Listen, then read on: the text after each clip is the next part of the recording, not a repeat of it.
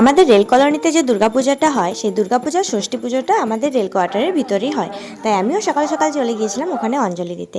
আর ওই যে দেখা যাচ্ছে পুজো মণ্ডপটা, ওখানেই হয় দুর্গাপূজা। আর তারপর আমি আর রেলবাবু বেরিয়ে পড়েছিলাম বিকেলবেলা মেদিনীপুরে ঠাকুর দেখার জন্য। পুজোর এই 5টা দিনের মধ্যে 5টা দিনই হয়তো ওর ডিউটি থাকে, কিন্তু তারপরেও ও ডিউটি ম্যানেজ করে আমাকে নিয়ে ঘুরতে যায়। দুর্গাপূজাতে একটু ফুচকা না খেলে মানায় না, আর আমি আর রেলবাবু দুজনেই কিন্তু ফুচকা খেতে ভালোবাসি।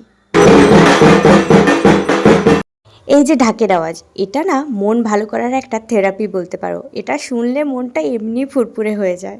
পুজো মানে কি বলতো, ওই ঢাকের আওয়াজ আর পুরোনো দিনের সেই বাংলা গানগুলো আর এই ভিড়ের মধ্যে ঠাকুর দেখা।